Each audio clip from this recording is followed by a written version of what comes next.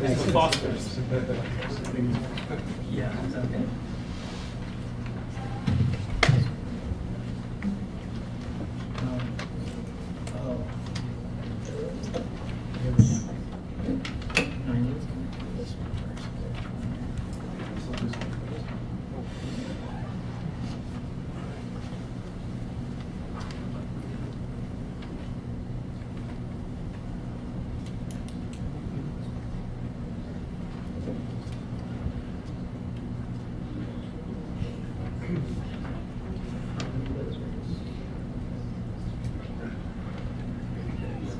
Thanks, Chris.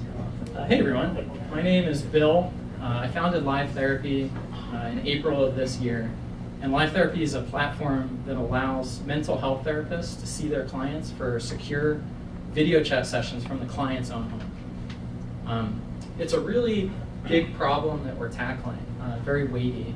And that problem is that access to a therapist for millions of people in the country is very, very difficult, if not outright impossible. A lot of people live in a rural area, and the therapist is just very far away from them. Others have a schedule that doesn't align with the therapist's schedule, and others yet have some sort of mental or physical health condition that prevents them from seeing someone in person. So those are three big problems, but to me the biggest problem, and what I think is the biggest opportunity for change in the industry, is that even when none of those barriers exist, like in a place like Boston, where we have therapists all over the place, the average 45-minute therapy session, when you look at it and you factor in travel time and waiting, parking, and all that stuff, actually takes 125 minutes. That's pretty wild. 125 minutes just to talk to somebody for 45 minutes. That often involves childcare, missing your family, all that stuff, right? So that's kind of what we do and why we do it. That's the background. I want to share with everybody a look at the platform from a client's perspective, and then also take a look at the core video chat, which really is like our core technology, what differentiates us from other companies.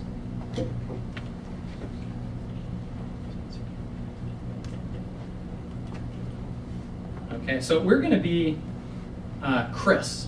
Chris is a client of ours in Maryland who has debilitating social anxiety, panic attacks, and agoraphobia.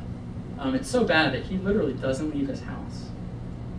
So for him to see a therapist, which he desperately needs to, is just out of the question. It's not a possibility. So one day, Chris was searching online, found our site, and he browsed our therapists. So he was able to search through many, many different profiles, and finally came on one who's really aligned with what he was looking for. They had the appropriate specialty, they had a reasonable price, and what they said about themselves made him feel like he'd be comfortable talking to that person. So Chris was able to schedule a session with that counselor at a time that was actually linked with that counselor's schedule. So this is a real-time availability. So he's guaranteed, more or less, that this person's available, right? Super cool. And right before the session happens, when he's about to go into the session, all Chris has to do is refer to an email that he's received in his inbox. And oh,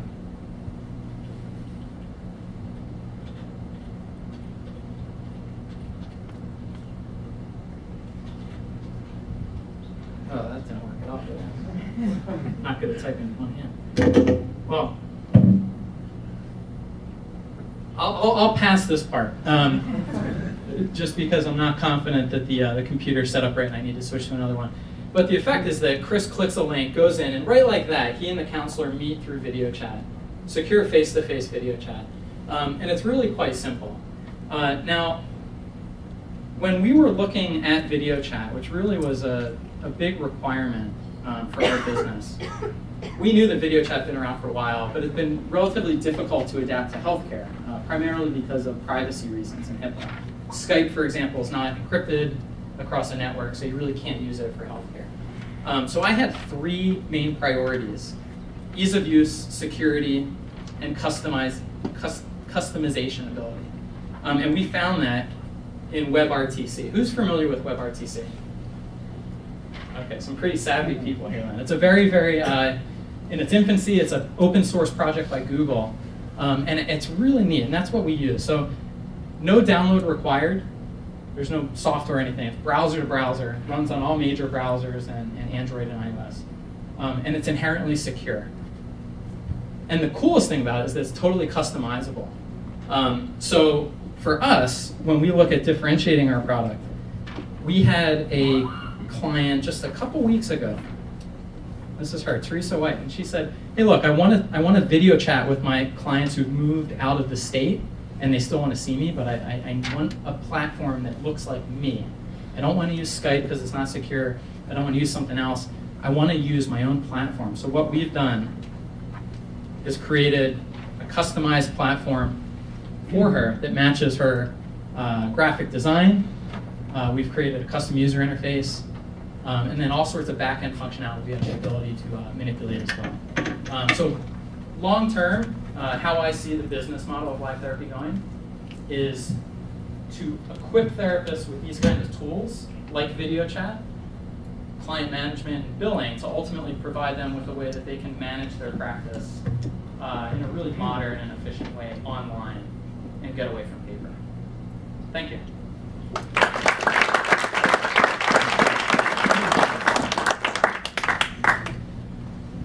So what's the stage that you're currently at? Are you beta or what? Well, we started in April. We have counselors and paying clients recurring, so we're kind of fully in production. I consider the last 6 months as a pilot of sorts, where we tested out a network model. We're trying to grow a network of therapists, a network of clients. I think that's pretty operationally difficult to manage the growth of that and the exchange. So as I said, I think we're going to turn into like a software as a service model, and try to equip the therapist with the tools and then allow them to do it on their own. I think that'll be a better model for us. So sell the software. Sell the software for monthly price to the therapist. How do you go about recruiting both the therapists as well as patients? Good question. So the question is, how do we recruit the therapists and clients? Clients primarily through paid search. So the guy Chris, for instance, found us by typing in online therapist. And then therapists, in a way, find us that way as well by typing in online therapy, and then we direct them to a therapist page. But I also just cold call therapists and say, hey, would you like to join this platform? We can refer clients to you. And they're really receptive to it. And it's a great deal for the therapist, a free listing, free referral source, and they can set their own price. How do you work with healthcare coverage? Oh, great question. So the question regards insurance and healthcare coverage. Real black box right now in the industry. Some states have passed laws requiring insurance coverage of telehealth. They're not doing it though. So right now we're private pay only. So if you wanted to see a counselor, out of pocket. New Hampshire you can do without the... Some insurance companies, sure. Yes? Do you find that there are any unusual insurance coverages needed for your business, say liability, malpractice, and sorts? Yeah, therapy is an interesting industry. All of the counselors, by nature of being a counselor, already carry usually 1 million, 3 million professional liability insurance. We have it as well for our company.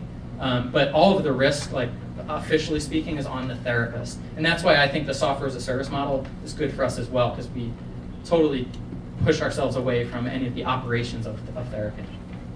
Dave?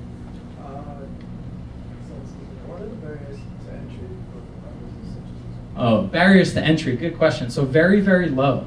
And it's something that I think about all the time. So I actually see video chat as being commoditized in the near future. I think the customization is a differentiator for us right now. It might not be in the future. So that's why for us to keep our clients and keep them paying, we're going to have to add value-added tools that actually hook in and really provide something that they can't switch. But video chat will be commoditized. It already is. Yes? Are these going to be recorded? Oh, no, not recorded. As a matter of fact, there's an archiving recording ability that we can toggle on and off.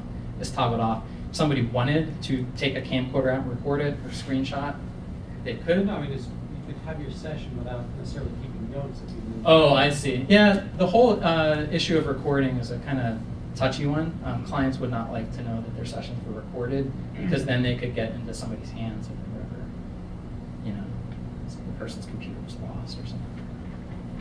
Yeah. What's stopping a therapist from asking a patient, hey, do you want to Skype rather than paper? Yeah, really nothing. So our goal is, again, to provide extra value to the therapist. So for Teresa, she's not going to Skype because she says, this is my platform. It reflects on me and my brand, and I feel proud of it. And it's a reasonable price, right? So she doesn't pay much for this. And Is there anything legally though that therapists wouldn't be allowed to do that without your service?